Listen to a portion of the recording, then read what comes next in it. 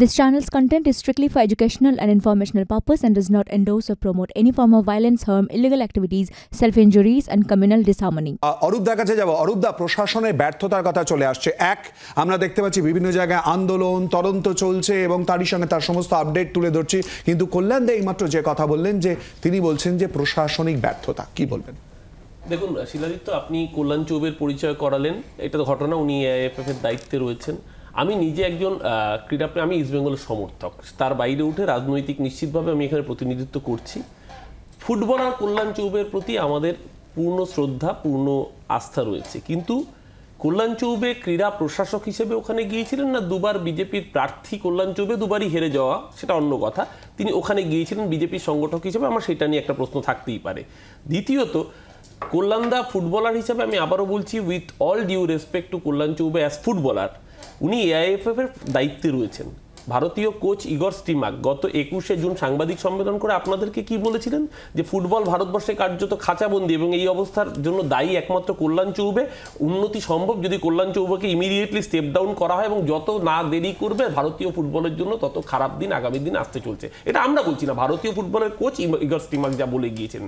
এবার আসছি আমি আসল ঘটনায়। দেখুন, এটা তো ঘটনা, এই ধরনের ঘটনার পরে যে কোনো সুস্থ স্বাভাবিক সুস্থ বুদ্ধির মানুষ জাস্টিস চাইবেন। ইস্টবেঙ্গল মোহনবাগান মহাবাগানের সমর্থক জাস্টিস চেয়েছেন, এটাই অন্যায় কিছু নেই।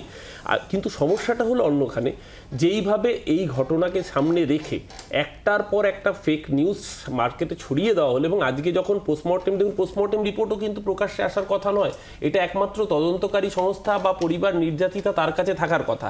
অথচ আমরা দেখলাম বহু সংবাদ মাধ্যমের হাতে সেই রিপোর্ট পৌঁছে গিয়েছে, এবং তারা কেউ রিপোর্টকে কোট করেছেন, কেউ কেউ তো রিপোর্টটা সরাসরি তাদের অনলাইন ভার্সনে প্রিন্ট পোস্ট পর্যন্ত করে দিয়েছেন। সেখান থেকেই জানা যাচ্ছে যে সেই রিপোর্ট বলছে, পোস্টমর্টেম রিপোর্ট, যে মৃতার শরীরে কোনো হাড় বা তরুণাস্থি ভাঙা ছিল না। সেখানে পরিষ্কার বলা হচ্ছে যে সঞ্জয় রায়ের ব্লাড স্যাম্পেল, তার চামড়া, চুল, মৃতার নখে পাওয়া যে স্যাম্পেল পাওয়া গেছে তার সাথে ওই সামঞ্জস্য পাওয়া যাচ্ছে। পরিষ্কার বলা হলো 150 গ্রাম সিমেন্টের কথা ছড়িয়ে দিয়ে প্রায় 100 জন মানুষকে তাহলে সেই ধর্ষণে ইনভলভ থাকতে হয়।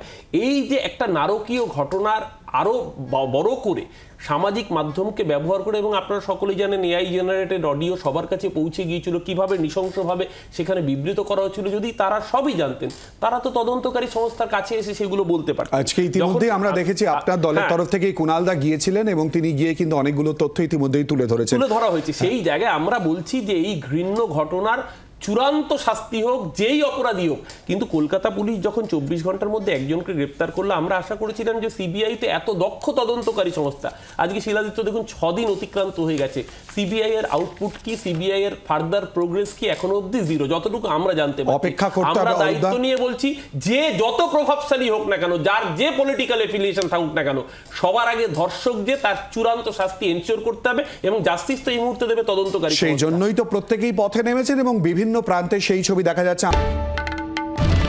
বাংলার আওয়াজ, বাঙালির আবেগ, জি 24 ঘন্টা।